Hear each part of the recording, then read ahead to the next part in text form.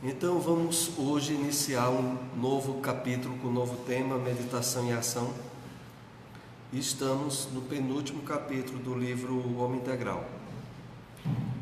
E fazendo a introdução extraída aqui do capítulo 4, versículo 24 do Evangelho comentado por Emmanuel Marcos. Frequentemente lastimamos enganos de que somos vítimas, ou deploramos obstáculos que não contávamos. Nos menores e maiores acontecimentos do cotidiano, é preciso saibamos analisar de raciocínio sereno que sugestões edificantes a fé nos proporciona ou que lições vivas a experiência nos traz. Então vamos analisar aqui no capítulo 4, 24. Então, Emmanuel começa aqui nos convidando a reflexões, quando ele diz que frequentemente lastimamos enganos de que somos vítimas ou deploramos obstáculos com que não contávamos.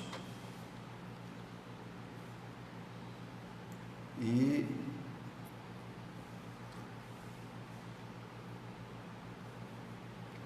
é justamente voltado para isso que nós temos esse estudo de hoje a respeito de meditação e ação, que é o fato definido e certo de que quando nós conseguimos, através do despertamento de consciência e da superação dos impactos emocionais de desequilíbrio, sempre está atento no momento em que a gente vive à tomada de decisões ideais ou aquelas que, sendo fruto da nossa consciência, não vai nunca trazer-nos, em termos de sentimento de culpa ou de não ter tomado a atitude ideal, porque serão as decisões que a maturidade nossa deu condições de tomarmos naquele momento. Então, é aí onde inicia-se um grande diferencial. Deixa eu tentar reconectar aqui.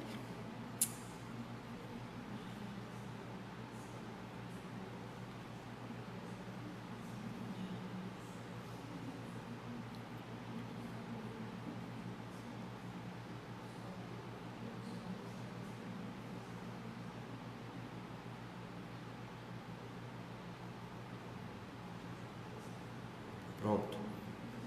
Nos menores e maiores acontecimentos do cotidiano, é preciso saibamos analisar de raciocínio sereno que sugestões edificantes a fé nos proporciona ou que lições vivas a experiência nos traz.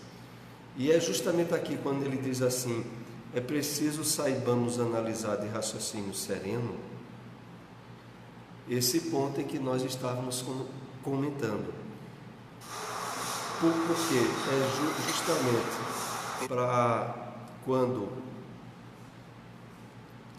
Eu tive aqui outra dificuldadezinha aqui. Tentar resolver.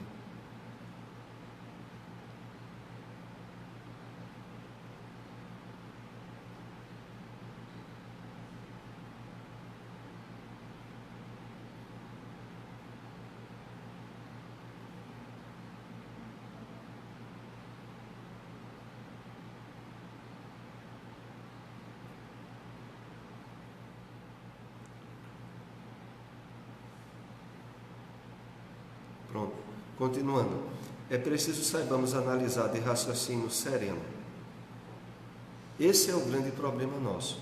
É que enquanto nós ainda não estivermos suficientemente trabalhando um nível de compreensão e de despertamento de consciência nas mais variadas situações do dia a dia, a gente age e reage ou sob impacto de condicionamentos, ou das emoções, ou de qualquer tipo de energia que nos empurra a tomar uma atitude aonde o pensamento, a reflexão fica em segundo plano. Essa é a questão. E finalizando, Emmanuel diz assim: sugestões edificantes que a fé nos proporciona ou que lições vivas a experiência nos traz. E é justamente esse o ponto, é que a fé, em termos de espiritualidade desperta e atuante em nós, ela realmente, quando está atuando, possibilita que nós tomemos as decisões e atitudes mais em harmonia com o atual estágio de maturidade espiritual em que nos encontramos. Isso não significa que a gente vai acertar sempre. Muitas vezes a gente estará tomando uma decisão errada, mas se essa decisão tiver sido alvo de um despertamento de consciência e de perspectiva espiritual, a gente não se arrepende. Ou a gente tem, em termos de aprovação interior, aquele estado de que naquela situação foi a melhor forma que eu tinha para poder agir. Se deu errado, não foi por precipitação, não foi por ausência de presença de espírito, como às vezes se diz, naquela atitude que eu tomei. Esse é o benefício maior que nós temos quando, de certa maneira, o exercício da meditação, da reflexão, já nos habilita nas decisões que normalmente somos chamados a tomar no dia a dia. Finalizando aí daqui, analisando essa última frase, ou que lições vivas a experiência nos traz. Exatamente aí. Porque quando nós agimos desse modo, nós sempre estamos aprendendo, ou confirmando acertos, ou aprendendo a não repetir erros. Porque nós estaremos num nível de aprovação interior que é o atestado mais qualificável na nossa caminhada evolutiva.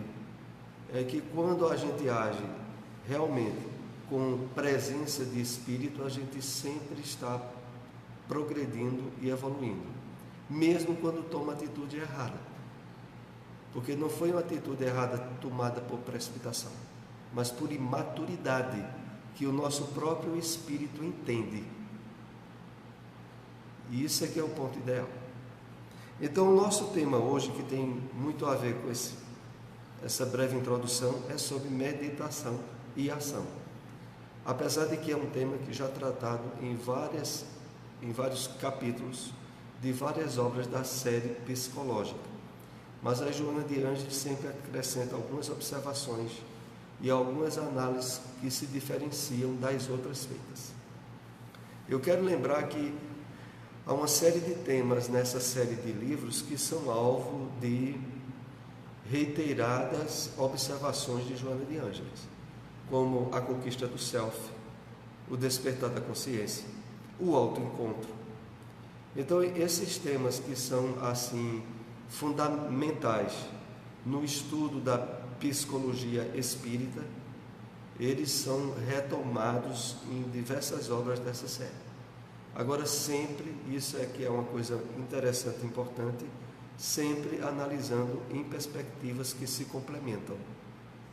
Então, hoje, possivelmente, nós iremos ver aqui algumas observações em torno da meditação, que podem até se parecer com algumas que já temos visto, mas que, na verdade, são complementares, não são repetição.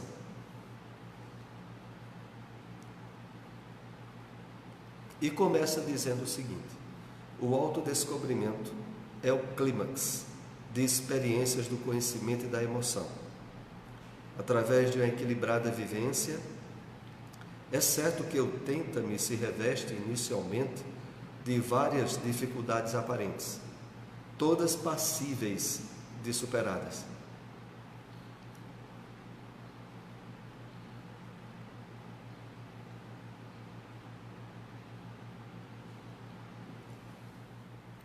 Esse é o primeiro ponto básico na questão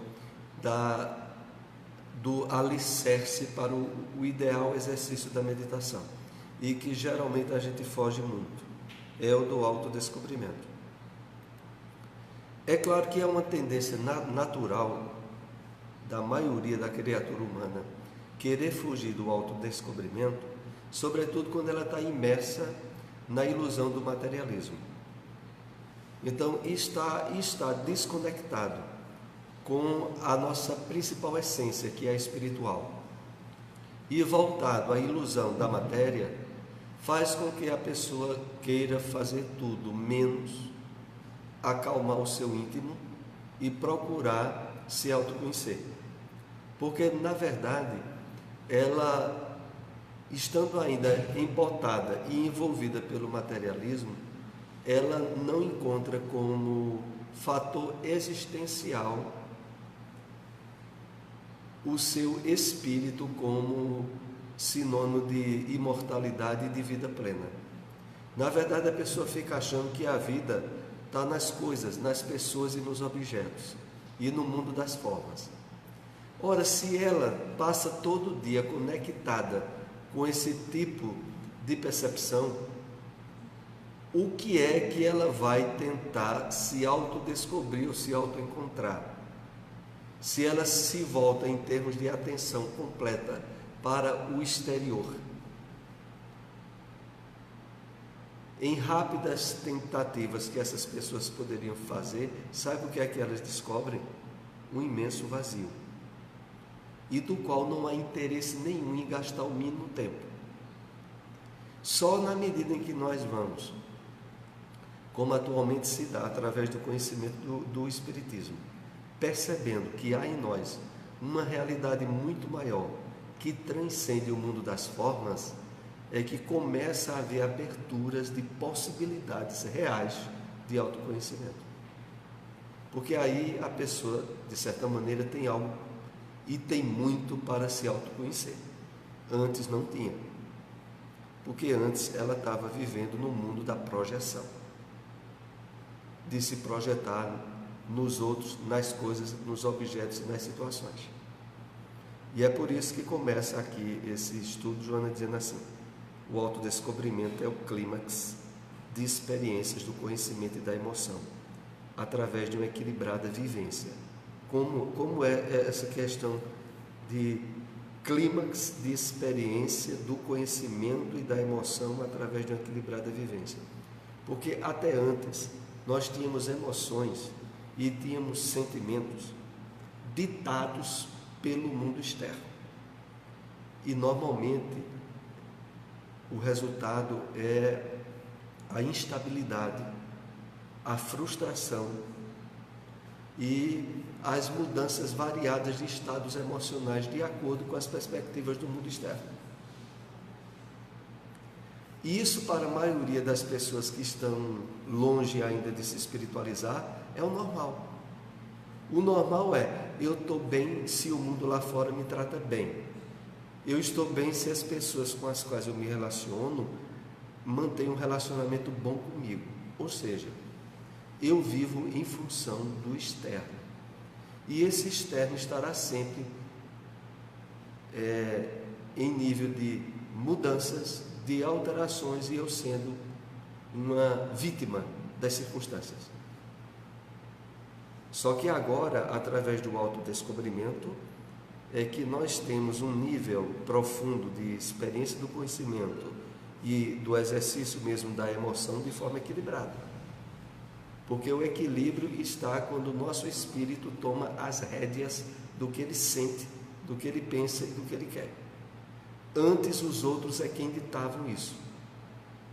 Só na medida em que nós vamos, de fato, estabelecendo um nível profundo de espiritualidade, é que a gente começa a se impor. Não é só em termos de falar da boca para fora, mas se impor em termos de estado de consciência. Então não serão mais os outros que irão ditar como eu me sinto, e nem as circunstâncias. Eu terei um nível de percepção nas escolhas, nas várias etapas do meu dia a dia. Isso vem através do autoconhecimento e do exercício da meditação, como nós estaremos vendo hoje. Então, é certo que a tentativa se reveste inicialmente de várias dificuldades aparentes, todas passíveis de superadas, realmente. Todo o campo de dificuldades para que a gente estabeleça um nível de autoconhecimento, patamar para a meditação, é conseguir subtrair-se do engano e da ilusão do mundo das formas, do mundo exterior. Como nós aqui já andamos compartilhando alguns esclarecimentos, a meditar justamente em termos práticos, voltar-se à percepção de um mundo interno que é o determinante real dos nossos estados espirituais. O determinante real é o nosso espírito. Quando a gente não trabalhou a meditação, o despertamento de consciência, a gente permite que os outros nos submetam, apesar que sempre somos nós os responsáveis. A questão é, entrando no processo de meditação e de despertamento de consciência, nós assumimos a direção. E quando alguém manipula a nossa vontade ou as nossas emoções, a gente começa a ter consciência no momento da manipulação. E a gente só permite se quiser. É aí que começa a haver um diferencial. Antes, como acontece com a grande maioria das pessoas envolvidas no materialismo, elas, sem ter sequer noção do que elas realmente são, vivem submersas ao que os outros impõem. Quando a gente começa a ter noção exata do que nós somos, espíritos eternos, responsáveis, completos pelo que a gente pensa e pelo que a gente sente ou quer, aí a gente começa a assumir as rédeas. E a gente só permite, e quando permite que fatores externos determinem o nosso nível de emoção, a gente começa a ter consciência disso. E normalmente, quando a gente começa a ter consciência disso, estando esclarecido espiritualmente, a gente não permite mais que o desequilíbrio dos outros, as circunstâncias adversas do mundo material, imponham desequilíbrios emocionais a nós. Porque a gente começa a perceber. E começa a ter ciência da manipulação que está querendo haver. E aí, a gente não aceita mais. Mas para isso, claro, é preciso estarmos trabalhando um nível de consciência diferenciado do da maioria das pessoas. Porque a maioria das pessoas, no mundo materialista como nós vivemos, quem diz o que ela sente ou como ela está é o mundo de fora. E é para isso que nós estamos, através desse estudo sobre meditação e ação, percebendo isso e não permitindo mais que seja assim.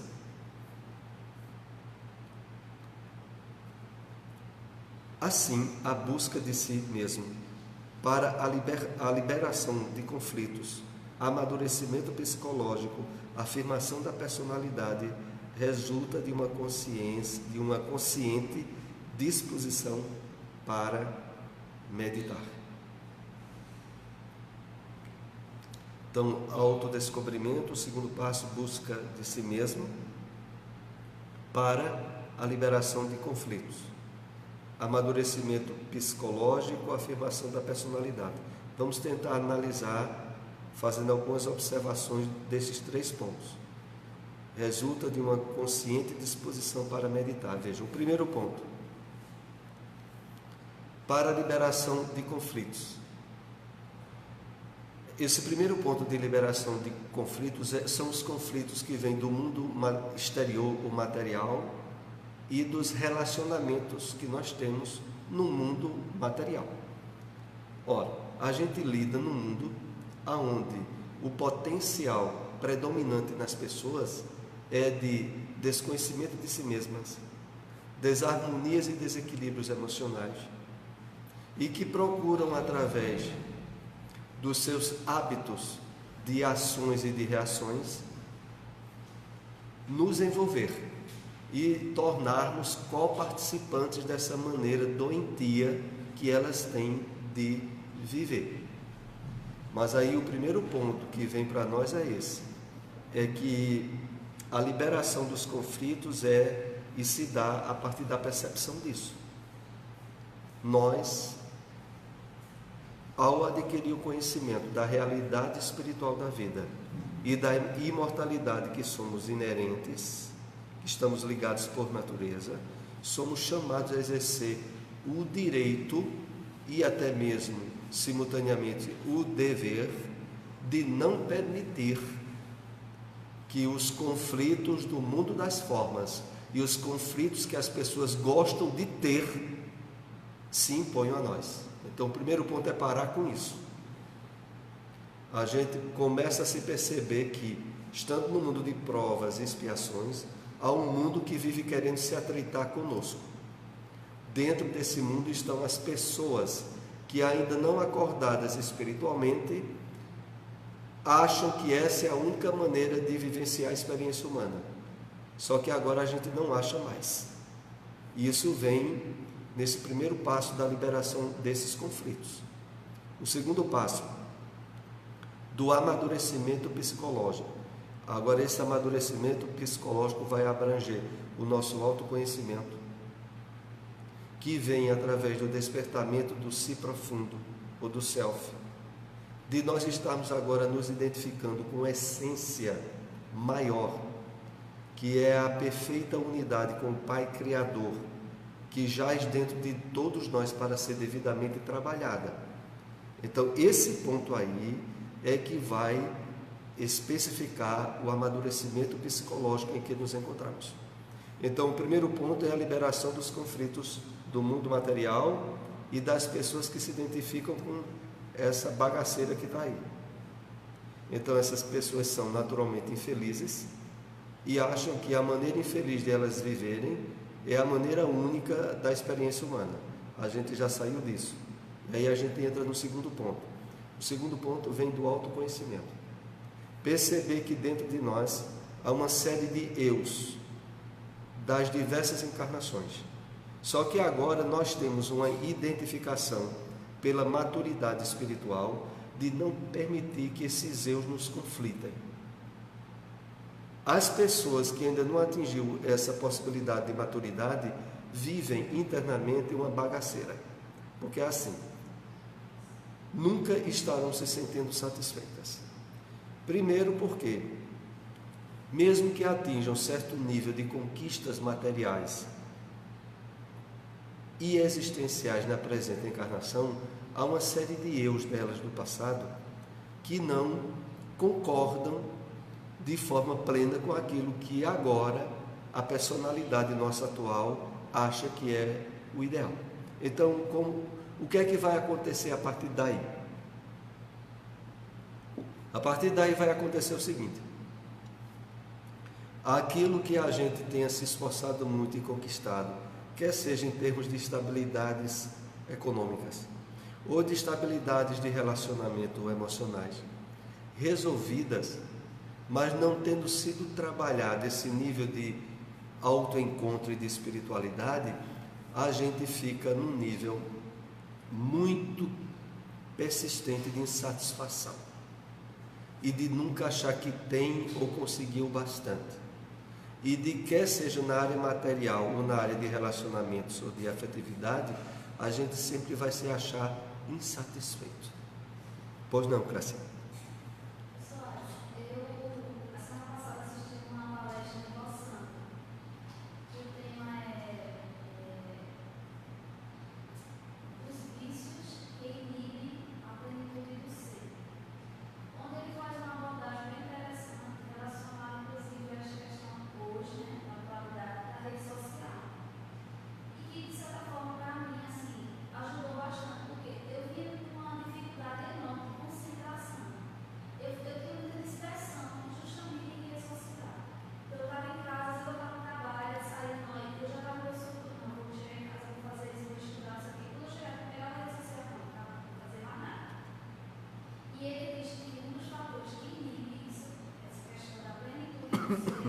É a rede social, porque ela acaba provocando em você, às vezes, ansiedade, uma série de transtornos, né? E que aí eu disse, não, peraí, realmente eu acho que agora eu ouvi o que eu precisava. Como é o nome da palestra? Os vícios que inibem a plenitude do ser. Os vícios que inibem a plenitude do ser. A palestra de Rossandro, né? Aí eu fui, já comecei na quarta-feira, assisti essa palestra pela manhã, e daí eu tomei a decisão, assim, a partir de agora, eu não vou mais, tá? Não excluí nada, assim, deletei, mas deletei do meu celular, porque eu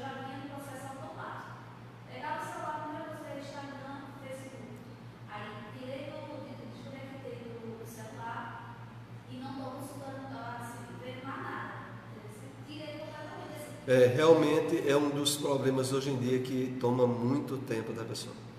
Eu não conto às vezes que quando eu estou fazendo trabalho espírita, quando eu olho, vem a ideia de entrar na internet, ou no WhatsApp, ou no Facebook, olhe, quando olha a pessoa perdeu meia hora, rapidinho. E inúmeras vezes quando isso acontece comigo, pelo menos vem algum resquício de consciência que diz, vai fazer o quê? E aí eu tenho que tirar, eu tiro logo a internet do ar. Não é sair de Facebook, não. É tirar a internet do ar, porque ou faz isso ou não faz nada. Porque fica aquela história, né? Sai de Instagram, vai para Facebook. Esse de Facebook vai para o WhatsApp. E aí já faz mais tempo que saiu do Instagram e volta lá para o Instagram para olhar como é que está. Aí, minha filha, não tem tempo que dê.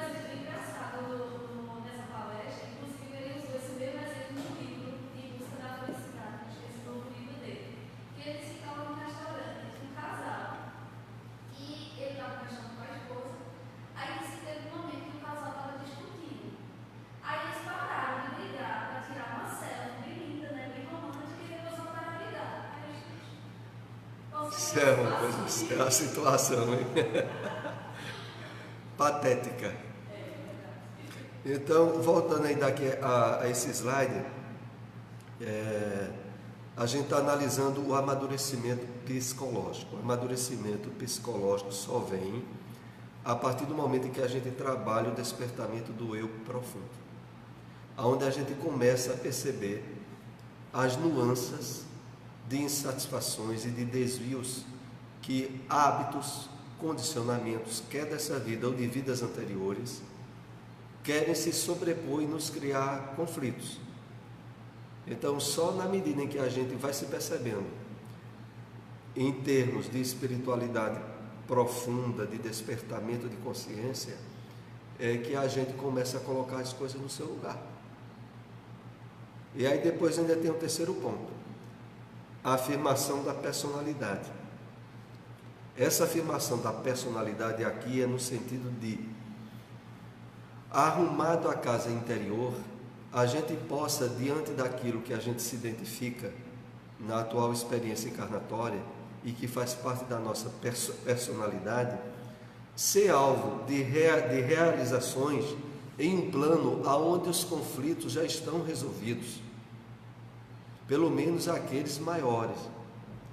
Porque a dificuldade que leva muito as pessoas aos chamados transtornos emocionais ou até mesmo a psicoses é não se perceberem que acima da personalidade de outras encarnações e até da encarnação atual jaz o espírito, individualidade eterna, que temporariamente assume durante a encarnação aspectos de identificação transitórios, mas que não é a nossa verdadeira realidade profunda. Isso nos ajuda muito a evitar sermos vítimas de transtornos, desde as síndromes, que muitas vezes advêm de etapas encarnatórias que foram mal resolvidas, como a síndrome do pânico e outras, até mesmo os transtornos comuns de natureza emocional, como dificuldade em superar a raiva, a animosidade, em superar, como no caso nosso dos espíritas, sobretudo, os melindres, de ser alguém muito suscetível às observações que os outros fazem e isso lhes causarem transtornos emocionais desnecessários. Tudo isso advém de uma afirmação de personalidade em termos naturais, espontâneos, sem maiores projeções. Resulta de um consciente disposição para meditar. É porque, feito isso, é que a gente pode agora ter uma base natural, espontânea para meditar. Meditar no sentido de que aqui é enfocado por dois lados. Um deles, meditar em termos de parar com as atividades mentais e procurar refletir sobre como anda a sua atuação em termos de escolha, de dificuldades a serem superadas, de condicionamentos que a gente já gostaria de ter mudado e não mudou ainda, certas particularidades pessoais que também nós só temos tempo de perceber e resolver se a gente der uma parada no corre-corre das atividades e preocupações do dia a dia. Esse é um tipo de meditação, porque o segundo tipo é aquele no qual a gente vai procurar dar uma parada geral no pensamento. Nesse capítulo do livro No Mundo Maior, é abordado esses dois aspectos de meditação. A meditação deve ser inicialmente breve e gratificante. Através de uma concentração analítica, o neófito examina as suas carências e problemas, os seus defeitos e as soluções, de que poderá dispor para aplicar-se. Então aqui, como estava dizendo agora, tem esse primeiro aspecto, que é de fazer uma análise, como diz aqui, concentração analítica. Analisar como está agindo no dia atual, ou nos últimos dias. Aonde houve transtornos emocionais que causaram certo nível de insatisfação e até de consciência de culpa e que poderiam ter sido evitados. Isso é para ser objeto de análise, isso também é meditação.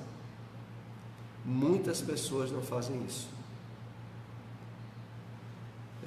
As carências e problemas, os seus defeitos e as soluções de que poderá dispor para aplicar-se. E continua essa explicação aqui. Descobrindo as áreas frágeis da personalidade, os pontos neofrágicos da conduta, o exercício de absorção de forças mentais e morais torna-se-lhe um antídoto eficiente, que predispõe ao bem-estar, encorajando ante as inevitáveis lutas e vicissitudes do viver cotidiano. Bom, aqui continua sendo bem focado na área da meditação analítica, das reflexões do que é que a gente andou agindo e fazendo no dia a dia, e por que a gente tomou tal ou tal ação ou determinação. O que é que nos moveu a se sentir daquele modo? O exercício de absorção de forças mentais e morais torna-se-lhe o antídoto eficiente. Ora, essa absorção de forças mentais e morais, em termos de nos proteger, de ser um antídoto, só se torna possível de ocorrer na medida em que nós passamos a ser pessoas meditativas. As pessoas que não meditam de maneira nenhuma, elas vivem sob o jogo das emoções e das circunstâncias do dia a dia e confundem o que elas gostam, o que elas realmente querem, com o que os outros gostam ou que os outros querem, ou até mesmo o que os outros impõem.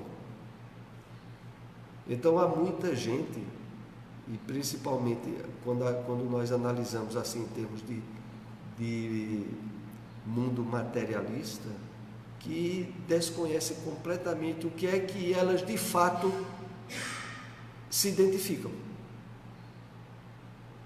Porque elas vivem tão submersas aos pontos de vista e às situações impostas pelos demais ou pelas circunstâncias, que é como se ela fosse de uma flexibilidade de personalidade, aonde ela nem sabe o que é que realmente ela é, o que é que ela realmente quer, porque é os outros quem dizem. Ainda continua essa observação aqui. As empresas do dia a dia fazem-se fenômenos existenciais que não assustam, porque o indivíduo conhece as suas possibilidades de enfrentamento e realização, aceitando umas e de outras declinando, sem aturdimentos emocionais, nem apegos perturbadores. aqui já é dentro do esquema resultante da prática da meditação. Quando isso começa a se tornar um hábito na nossa vida, as empresas, porque as empresas aqui é no sentido de tudo aquilo que nos prende às atividades, aos objetivos, às metas da vida. Fazem-se fenômenos existenciais que não assustam, porque o indivíduo conhece as suas possibilidades de enfrentamento e realização. Quando diz aqui que não assustam, é justamente no aspecto de que tem muitas pessoas que, submetidas a todo um conjunto de objetivos e de metas existenciais, que não dão conta e que até se amedrontam da quantidade que se impõe realizar. Olha, eu ainda não terminei meu curso superior, ou eu ainda não arranjei um trabalho, ou há a série de objetivos que o mundo material coloca e que aquilo acaba tendo um impacto sobre a vida da pessoa que desvaloriza o seu dia a dia.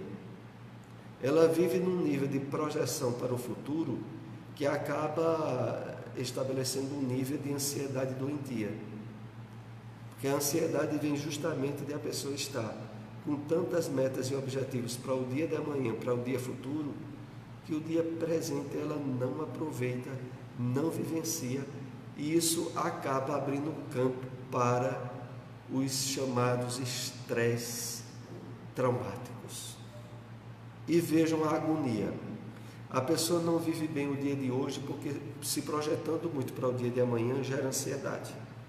Mas ao mesmo tempo em que gera essa ansiedade, ela acaba, ao se distanciar do dia presente, do dia de hoje, abrindo um clima de estresse, de querer resolver muita coisa sem dar conta do que teria de fato para resolver.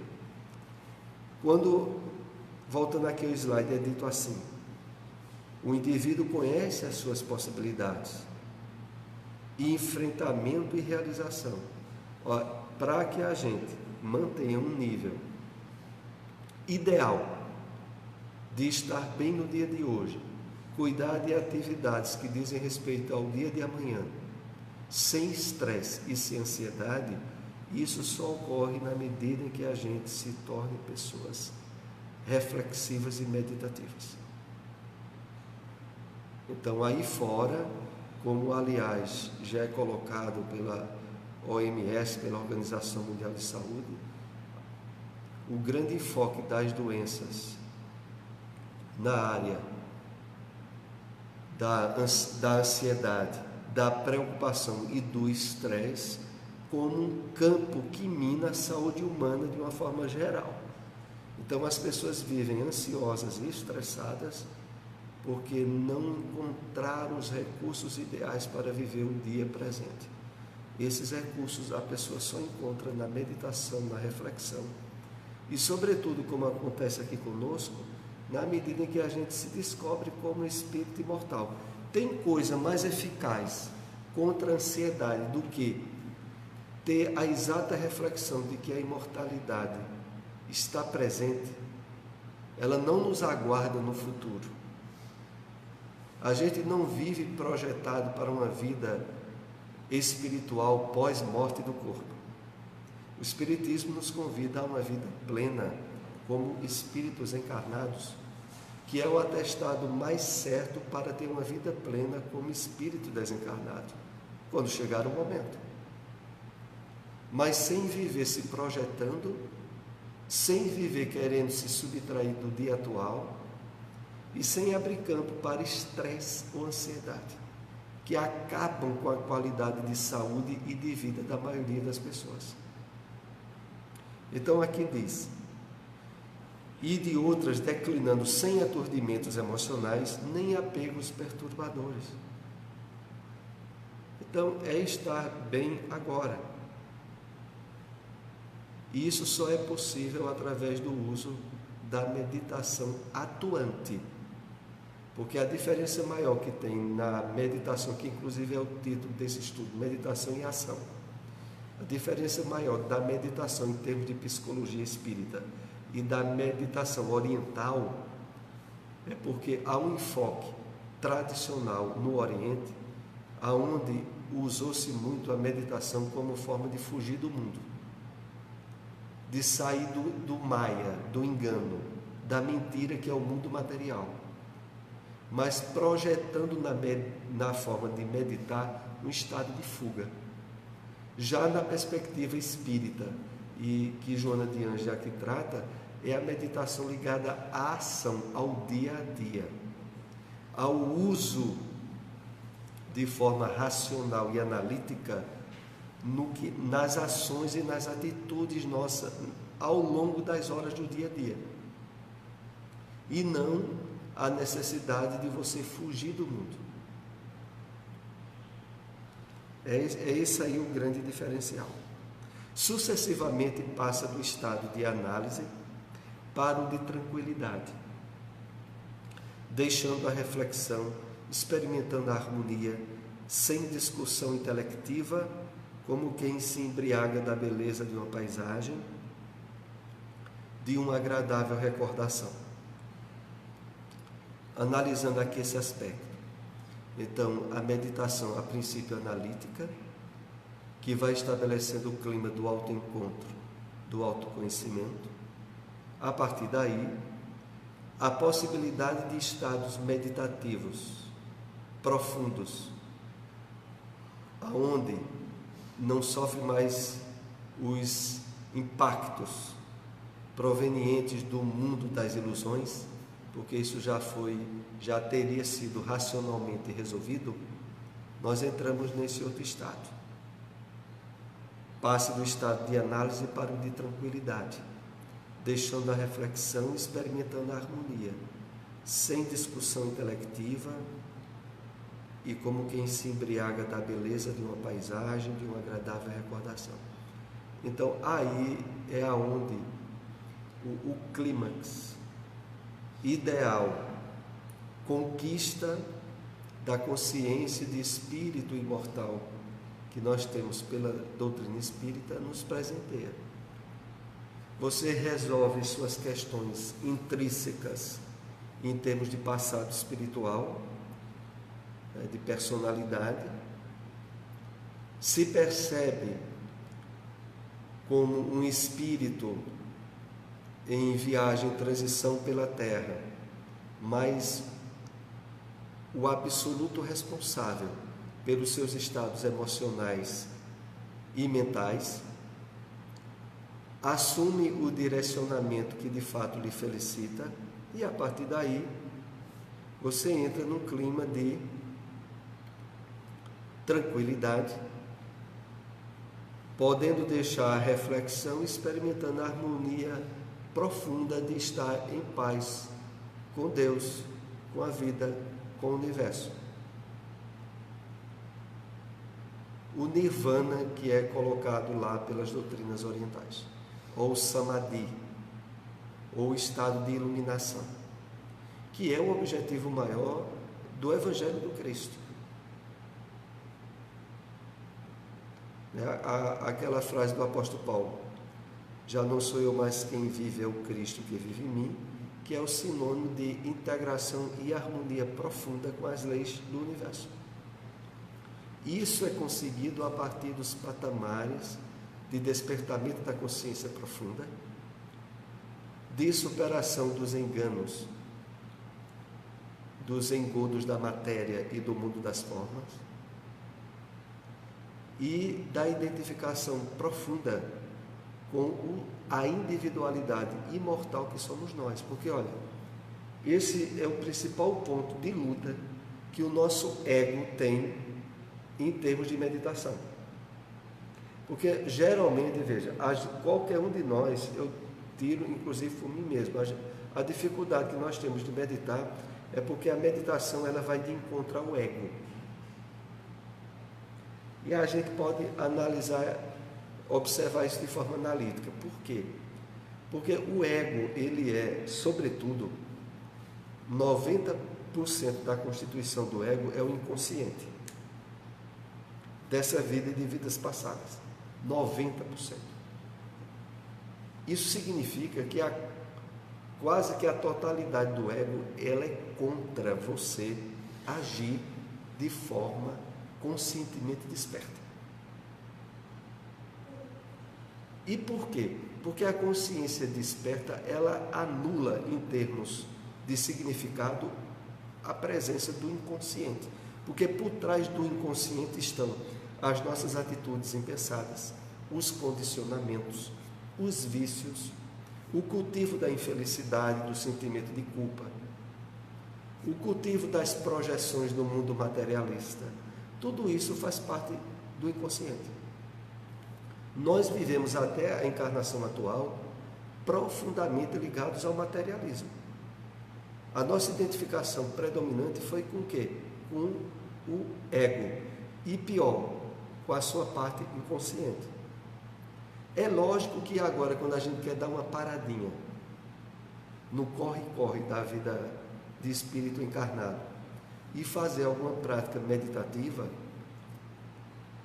tudo tenderá dentro de nós para que a gente não faça ou não leve isso muito à frente. Porque a gente tem muita coisa para cuidar, muitos interesses para resolver e tem pouco tempo a perder. Veja, é disso que o ego vive. O ego vive do pouco tempo a perder, como se a vida fosse o corpo. O despertamento da consciência profunda, ele vai de encontro com o ego. E ele faz com que essa perspectiva de vida nos possibilite um nível de plenitude desde agora. Mas nós precisaremos ter muita vontade, renovada agora. Porque a vontade que a gente sempre exerceu foi uma vontade viciada e sob domínio e controle das outras vontades, de outros espíritos encarnados ou desencarnados, e que agora a gente está sendo chamado a atenção para resolver isso de uma vez por todas. Até quando a gente vai querer continuar sendo vítima das circunstâncias, das pessoas ou do passado? E quando a gente assume essa questão de ser vítima do passado, aí entra a lei do karma, né? Não, olha, eu devo ter jogado pedra na cruz. A gente vê muito essas expressões pelos espíritas. Quando as coisas vão dando errado. Eu devo ter feito muito mal, veja. Tudo isso é projeção do ego, que quer encontrar justificativas do passado, do inconsciente, para a ausência de despertamento que ele deveria estar trabalhando agora. Então a questão toda é essa, a gente vive numa humanidade que está dormindo. Em termos de consciência, a maioria está dormindo. E nós estamos fazendo esforços para acordar. Pois não. À vontade.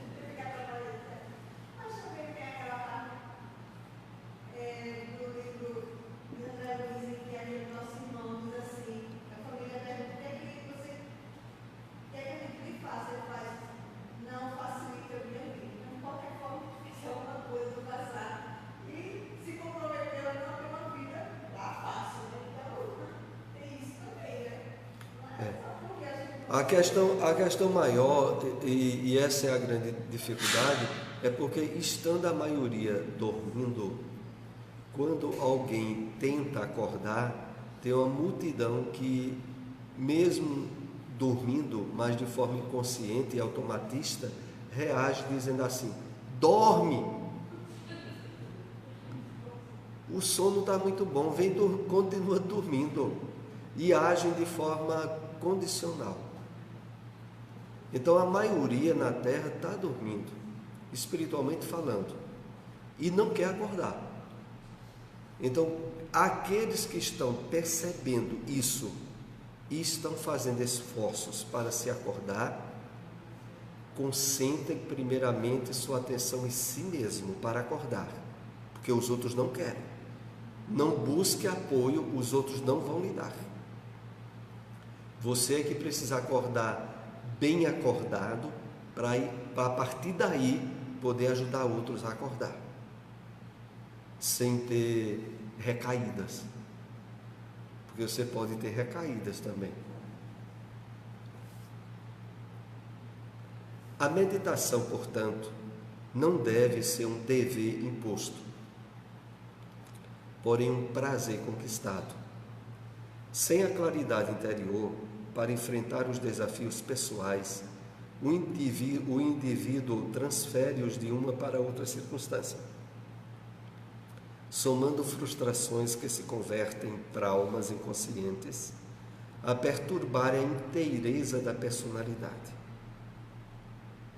Analisando aqui do começo, a meditação, portanto, não deve ser um dever imposto, porém um prazer conquistado. Mas vejam a dificuldade maior que há, porque o prazer que advém do exercício da meditação é um prazer transcendental, que não tem a ver com as satisfações físicas, mas com satisfações psíquicas, sublimares, que nós não estávamos acostumados a elas, e que agora a gente é chamado a começar um trabalho de cultivo delas.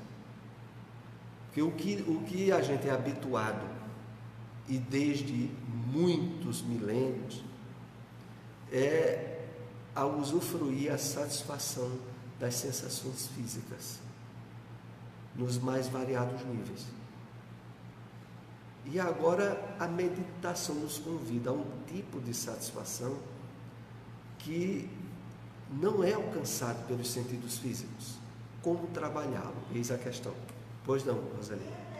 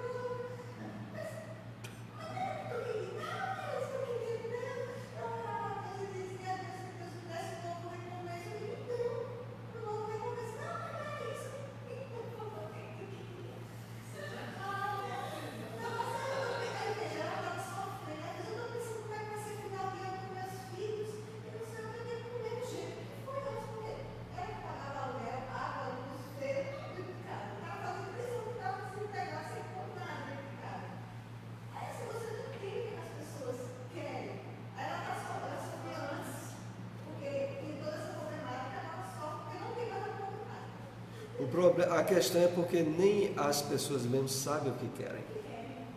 Então, se elas mesmas não sabem o que querem, não tente entender a cabeça delas, porque senão você endoidaria.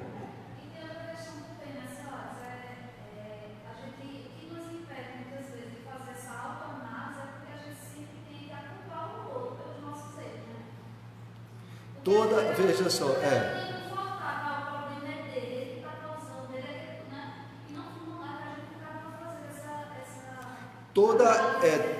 toda a tendência que nós temos do passado reencarnatório é no sentido de projetar, de achar que a gente não conseguiu porque não conquistou tal coisa ou tal situação. E nisso aí há todo um círculo vicioso onde a sociedade materialista fica botando material todo dia em cima disso, através do que a gente vê na mídia, através do que a gente vê na própria sociedade em que a gente convive. Então está sempre alimentando e retroalimentando essa ilusão de realização. Para que a gente saia disso, é preciso um esforço. E, como é o assunto desse slide, tentar agora, eu vou tentar, dentro das possibilidades, a gente compreender que há perspectiva de sensações, de satisfações, de plenitude imensas a serem trabalhadas no nosso psiquismo. Isso começa a partir do momento em que a gente se abre a essa possibilidade. Porque é assim, para as satisfações dos sentidos físicos, bastou estarmos num corpo físico reencarnado. Naturalmente, essas satisfações e complementações vieram pelo próprio relacionamento humano e pela própria conquista de coisas materiais. Só que há um grande exemplo nisso que serve de patamar para as buscas espirituais profundas e as sensações compensadoras a nível psíquico. E quais são? Elas começam pelo fato de que, no próprio campo material, os sentidos físicos nossos, eles só se desenvolvem e se realizam ao contato com a realidade física. Então é assim, um braço ou uma mão que não está em ação, em atividade com o mundo material, ela vai se atrofiar. As sensações, recompensas e interação com o mundo material é que faz o quê? É que mantém as próprias sensações do corpo físico em relação à matéria. Se você para de usar um sentido físico seu no interrelacionamento com o físico, ele se atrofia e ele perde a função. A função dele existe pelo exercício. A visão nossa é assim, se você tapa os seus olhos e passa dias sem abrir, se prepare, você vai ter dificuldade de poder enxergar de novo.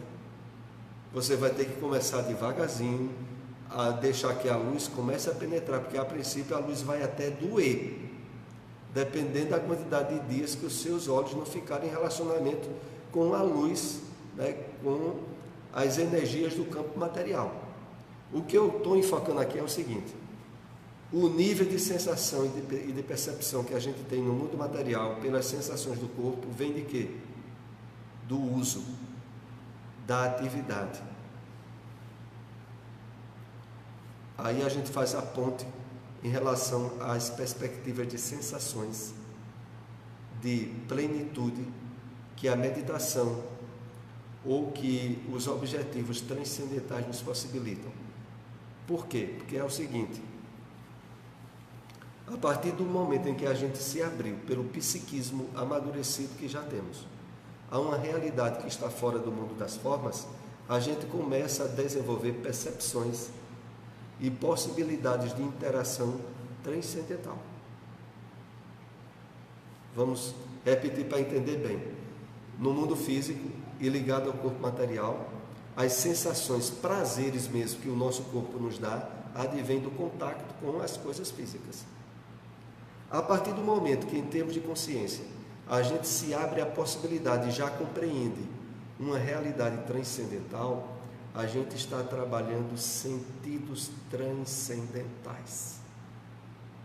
E na medida em que esses sentidos transcendentais ganharem atenção, cuidados, eles passarão a nos transmitir ressonância de sensação e de percepção. É esse o ponto. Pois não, Rosalina?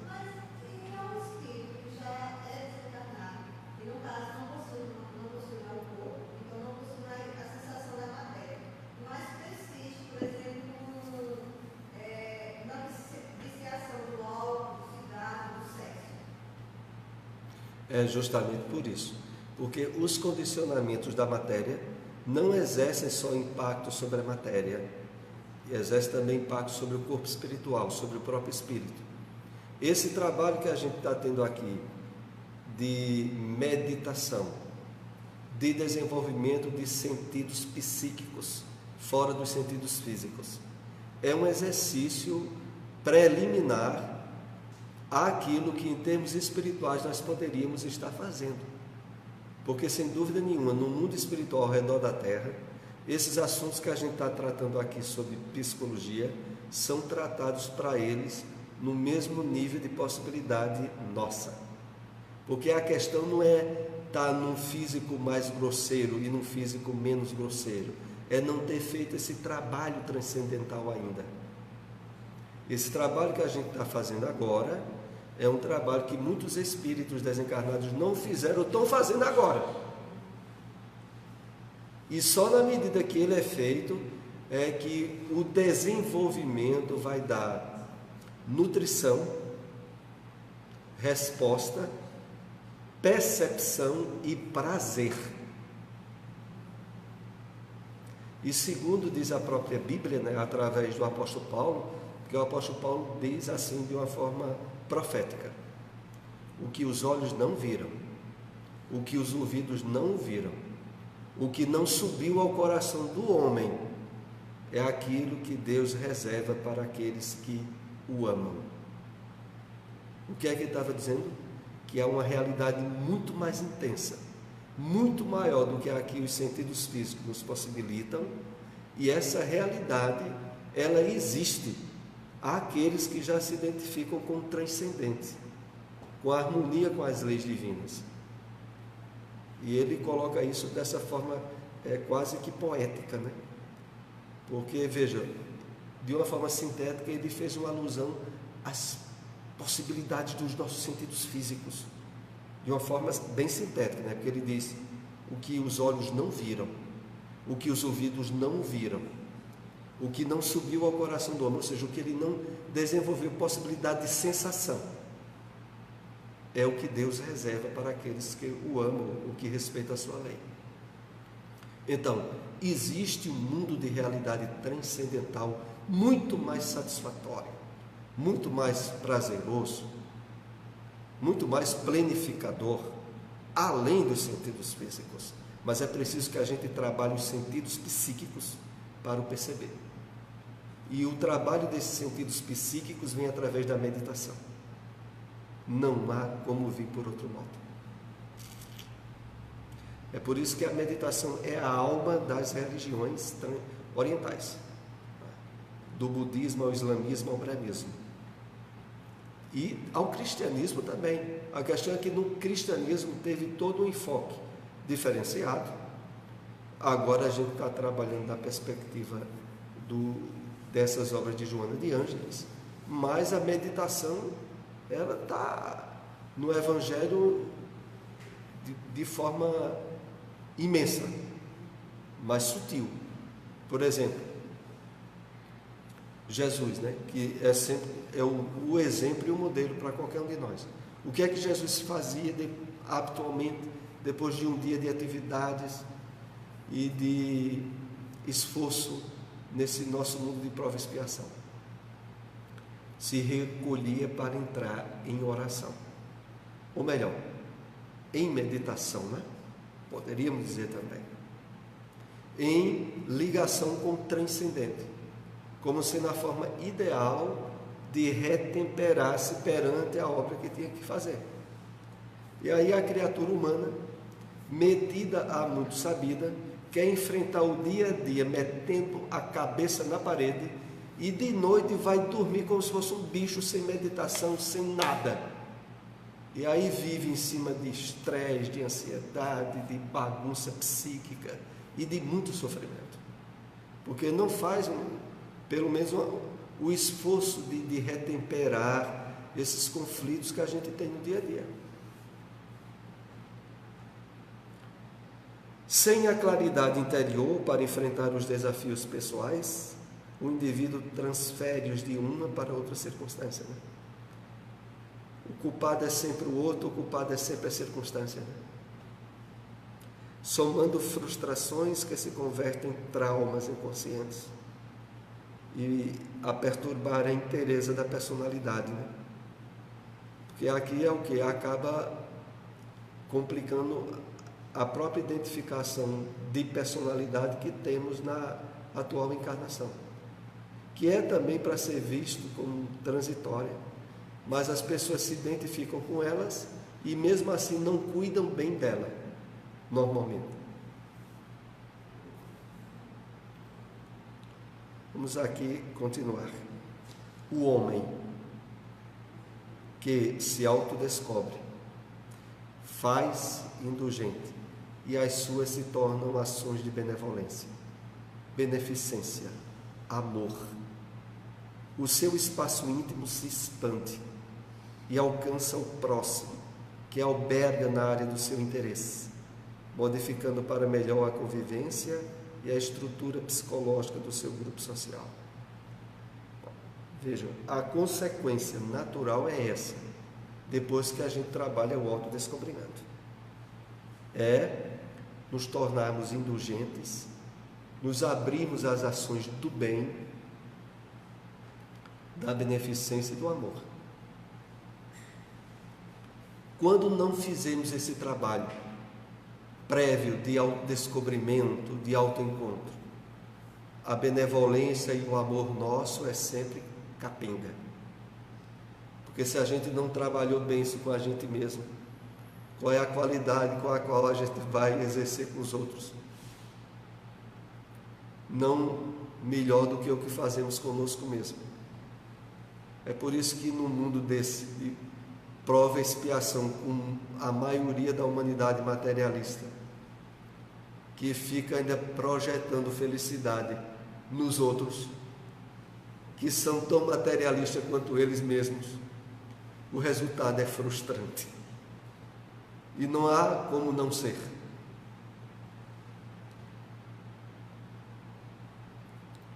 A ação é o coroamento das disposições íntimas, a materialização do pensamento nas expressões da forma, aquela que resulta da meditação, é prova e tem como objetivos imediatos a transformação do ambiente e do homem, ensejando-lhes recursos que facultam a evolução e a paz. Que beleza, né? Depois do correto exercício do autodescobrimento, do autoencontro, do uso da meditação, a ação é o coroamento das disposições íntimas e a materialização do pensamento nas expressões da forma. E o resultado é o quê? É aquele ambiente de paz que a gente já está trabalhando conosco mesmo, expressar-se e estabelecer-se no nosso ambiente material mais próximo. Agora, o contrário, que é o que mais acontece normalmente na Terra, é o quê? Um ambiente material e pessoas do nosso relacionamento bagunçadores. Já que a gente está bagunçado por dentro, é natural que o ambiente e as pessoas que interagem conosco compartilhem do nosso nível de desequilíbrio interior, né? É por isso que o Evangelho diz, né? Mas a gente tem muita dificuldade em exercer. Buscai primeiro o reino de Deus e a sua justiça, que as demais coisas vos serão dadas por acréscimo. Ou seja, se eu estiver de bem comigo mesmo, harmonizado comigo mesmo, o mundo mais próximo de mim e as pessoas que estarão interagindo comigo estarão sofrendo o impacto de harmonia meu. E o resultado é sempre positivo. Agora, se eu mesmo estou bagunçado comigo mesmo, o meu ambiente vai estar bagunçado e as pessoas que se relacionam comigo vão estar bagunçadas. Bagunça atrai bagunça, né? E egoísmo atrai egoísmo.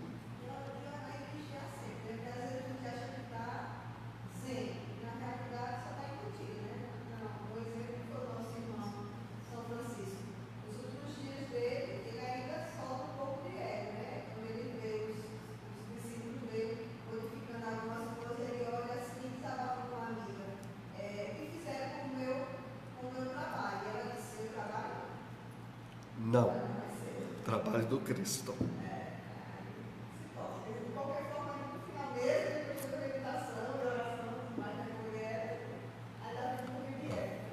O primeiro trabalho, e esse é indispensável, insubstituível, é o que a gente tem que fazer com a gente mesmo, né?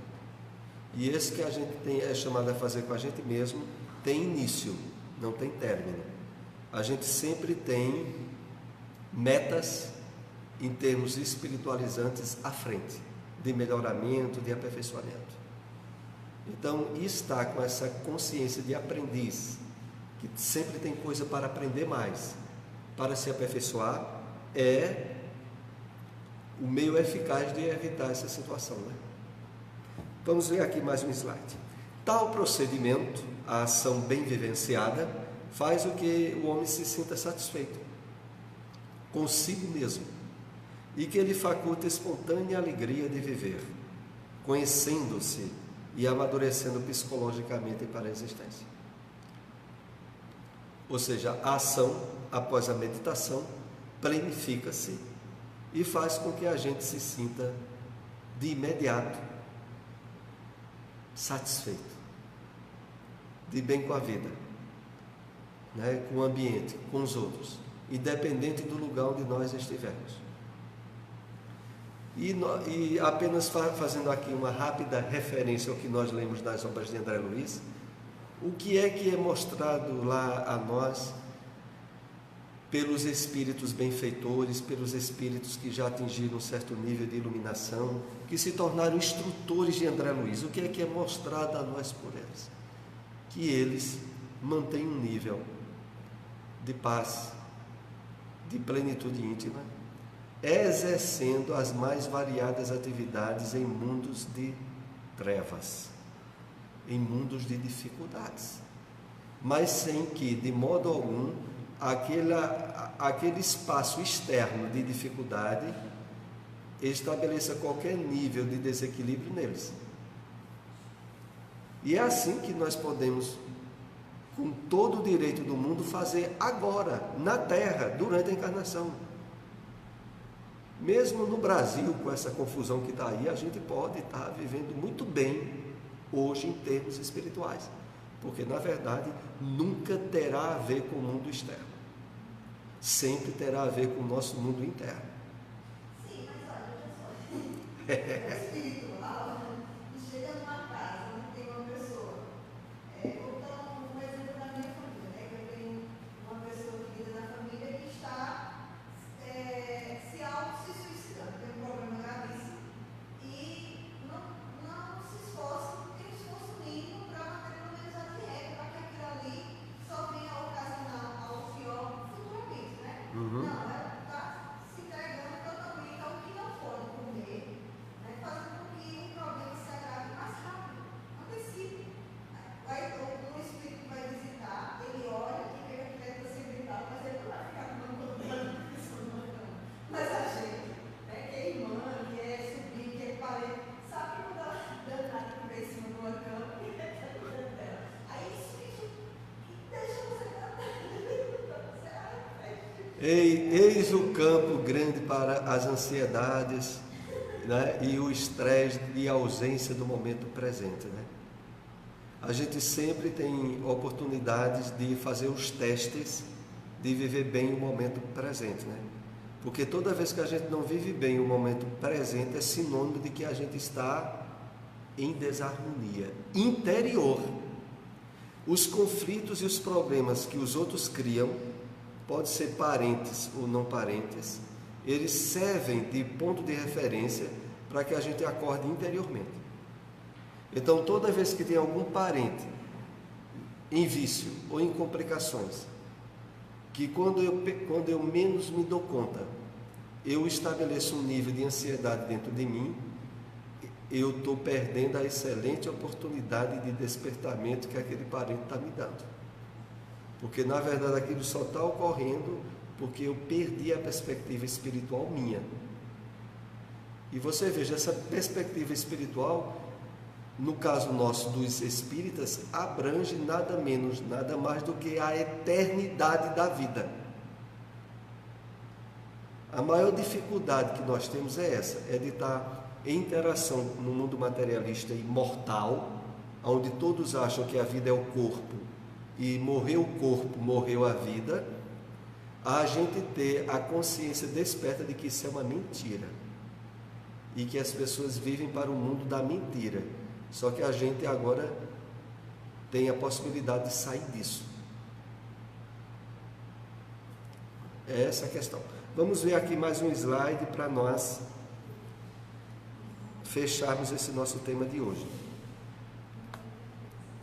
Caracterizam a conduta de um homem que medita e age uma mente bondosa, um coração afável, vencendo as suas más inclinações, adquire sabedoria para a bondade, evitando as paixões consumidoras. Então, outra vez, vejam, caracterizam a conduta de um homem que medita e age uma mente bondosa e um coração afável. Então, é natural que na medida em que, de fato, o despertamento de consciência profunda em nós ganha vez, a gente abre-se para o bem, para a fraternidade, para a caridade. E isso de tal maneira aonde é o estabelecimento de forma taxativa de um nível de consciência diferenciado que passou a ser desenvolvido em nós. Vamos aqui para o penúltimo slide. Faz-se pacífico e produtivo, não se aborrecendo, nem brigando, antes harmonizando tudo e todos ao seu redor. Veja aí que bênção, não é? Essa transformação processa-se lentamente. A ação gentil coroa-lhe o esforço, nunca lhe permitindo a presença da amargura, do ódio, do ressentimento e dos seus sequazes, né? Do seu grupinho, o grupinho aí do ressentimento, da mágoa, do ódio e por aí afora. Então, nunca permitindo a presença deles. Mas não permitindo como? Porque já está estabelecido em termos de consciência o uso da meditação. Último slide para nós comentarmos nesse tema de meditação e ação.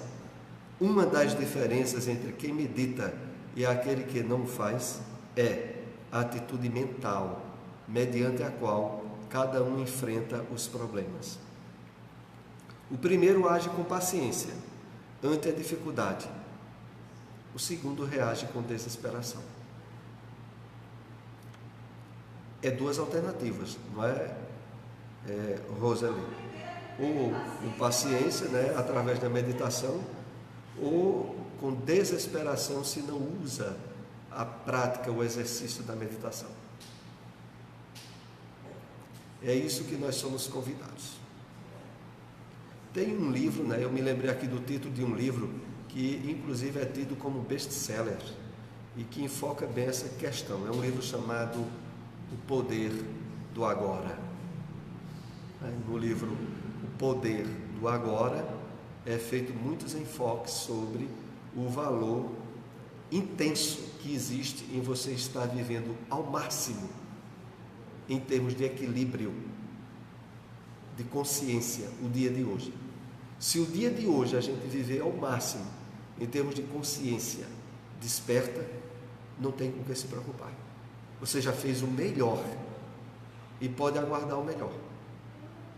Porque qualquer outro tipo de ação seria menos adequada.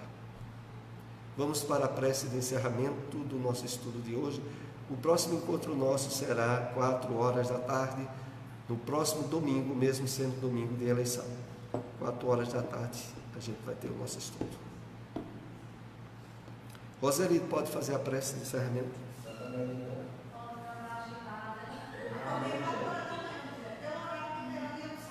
Melhor forma de ficar mais ajustado, né? É o uso da prece.